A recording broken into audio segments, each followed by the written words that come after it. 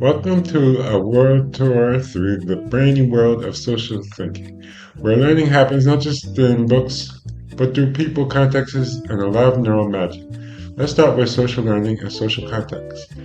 The idea that we pick up skills, norms, and ways of being by matching others, by listening to cues, and by feeling the vibe of a group. Our brains aren't just observers, they're busy building internal models of what others know and do. This is where the human mirror system shines, turning observed actions into internal kinesthetic representations. When we see someone reach for a cup, or a motor sensory sensor activation hums along, and the brain's tactile sensitivity starts to map that action onto our own body, it's a bit like mental practice in real time, a form of mental simulation that helps us understand others' actions through our own neural representations. As we zoom in, the ventral parietal areas and the frontal temporal network light up with activity. The mirror neuron system sits at the heart of this, linking perception and action so we can infer intentions, simulate what others might do, and anticipate what will happen next.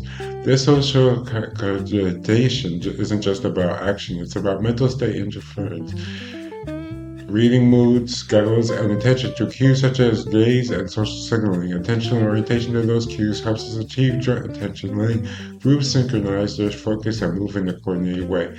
The thread runs through this story: effective empathy and emotional contagion. When we witness flair-related or emotional charge stimuli, the brain's emotions processing circuitry kicks in. The amygdala, orbital frontal cortex, retromedial prefrontal cortex, and dorsolateral prefrontal cortex all weigh in shaping predictive emotional representations and anticipatory feelings.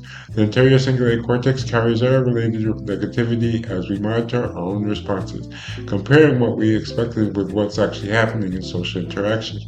This is where social information meets emotional resonance, and where we experience effective, empathetic response and feeling with others while keeping an eye on our own behavior and learning from outcomes.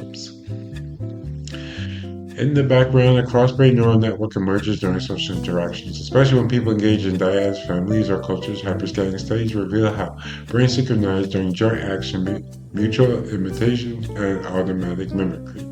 This blend of neural activity isn't limited to the moment of interaction. It also speaks to broader levels, regional brain features like the gray matter volume in relevant areas, and cross-brain dynamics that capture how groups align.